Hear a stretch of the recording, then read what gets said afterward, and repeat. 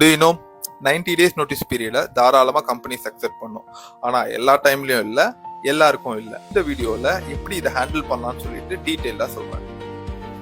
பேசிக்கா இதுக்கு ரெண்டு விஷயம் உங்களுக்கு தெரிஞ்சிருக்கணும். ஃபர்ஸ்ட், நோட்டீஸ் பீரியடோட பேசிக் கான்செப்ட் என்ன, ரெண்டாவது விச் டைப் ஆஃப் ரிக்வயர்மெண்ட், அது என்ன வகையான ஓப்பனிங்ன்றது உங்களுக்கு தெரிஞ்சிருக்கணும். ஃபர்ஸ்ட் பேசிக்கா உங்களுக்கு நோட்டீஸ் பீரியடோட கான்செப்ட் சொல்லணும்னா ஹெச்ஆரா 90 டேஸ் வைக்கிறதுக்கான 90 டேஸோ 60 டேஸோ வைக்கிறதுக்கான ரீசன் அந்த பர்டிகுலர் நோட்டீஸ் பீரியடுக்குள்ள they need to recruit new one, ஒரு புது பர்சனை ரிக்ரூட் பண்ணணும்.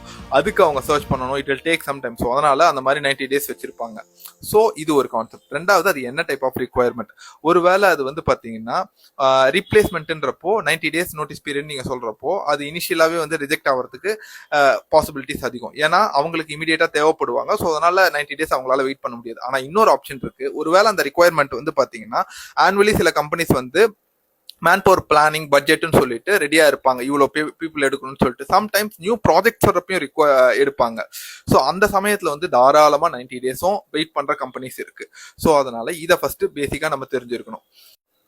நான் பார்த்த வரைக்கும் 90 டேஸ் நோட்டீஸ் பீரியடை 30 to 60 டேஸ், ஏன் 30 டேஸ்க்கு கம்மியாக கூட பண்ணிட்டு போன பீப்புள் இருக்காங்க. நல்ல ஸ்மூத்தா போனவங்க இருக்காங்க. எப்படின்னு சொல்றேன் கேட்டுக்கோங்க. ஃபர்ஸ்ட் விஷயம், உங்களோட மேனேஜ்மெண்ட் கூட, உங்களோட ஹெச்ஆர் கூட, உங்களோட மேனேஜர் கூட நல்ல ஒரு கம்யூனிகேஷன், நல்ல ஒரு ரேப்போ இருக்கா. அடுத்தது வந்து பாத்தீங்கன்னா உங்களால நெகோசியேட் பண்ண முடியுமா. ஏன்னா ஃபர்ஸ்ட் வந்து பாத்தீங்கன்னா ஒருவேளை சம் கம்பெனிஸ் பட்ஜெட் இல்லாதப்போ இன்டர்னலா டீம் பீப்புளை வச்சு ஃபில் பண்ணலாம் ட்ரை பண்ணுவாங்க. அப்படி இல்ல எக்ஸ்டர்னலா ரிக்ரூட் பண்ண போறாங்களா, இதுவே ஃபர்ஸ்ட் வந்து பாத்தீங்கன்னா நீங்க அப்ரோச் பண்ணாதான் தெரியும்.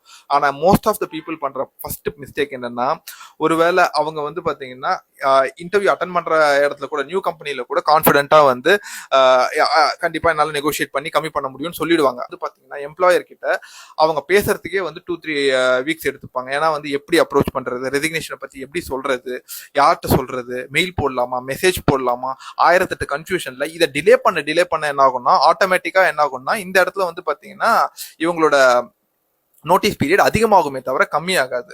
ஸோ ஃபர்ஸ்ட் வந்து நோட்டீஸ் பீரியட்ன்றது ஒரு பர்சனை அவங்க ரிக்ரூட் பண்ண எடுத்துக்கிற டைம் தான். ஸோ தாராளமா ஹெச்ஆர்டியோ இல்லைன்னா மேனேஜர்கிட்டயோ நீங்க நெகோசியேட் பண்ணலாம். இந்த மாதிரி ஒரு சுச்சுவேஷன் இருக்கு. So based on the scenario வேணும்னா நீங்க சினாரியோ ஏதாச்சும் இருந்துச்சுன்னா டெக்ஸ்ட் பண்ணுங்க. ஏன்னா சினாரியோ பேஸ் பண்ணி அது டிஃப்ரெண்ட் டைப்பா நம்மளால ஈஸியா நெகோசியேட் பண்ண முடியும். ஸோ இப்போ ஜென்ரிக்கா சொல்லணும்னா அவங்க கிட்ட போய் என்னால் ஒரு வேலை நோட்டீஸ் பீரியட் எனக்கு இப்போ இந்த பீரியட்ல இருந்து இவ்வளோ கொடுங்க, இதை பேஸ் பண்ணி நான் அதுக்கப்புறமும் சப்போர்ட் பண்ணுவேன்ற ஒரு கான்ஃபிடன்ஸ் கொடுக்குறப்போ சில சமயங்கள்ல தாராளமாக வந்து பார்த்தீங்கன்னா அக்செப்ட் பண்ணுவாங்க. ரெசிக்னேஷன் முடிச்சிடும். அதுக்கப்புறம் ஹேண்ட் ஓவர் பண்ணவங்கலாம் கூட இருக்காங்க, அப்புறம் சப்போர்ட் பண்ணவங்களும் இருக்காங்க. கம்பெனி கூட ஒரு நல்ல ரிலேஷன்ஷிப்பும் மெயின்டைன் பண்ணுவாங்க.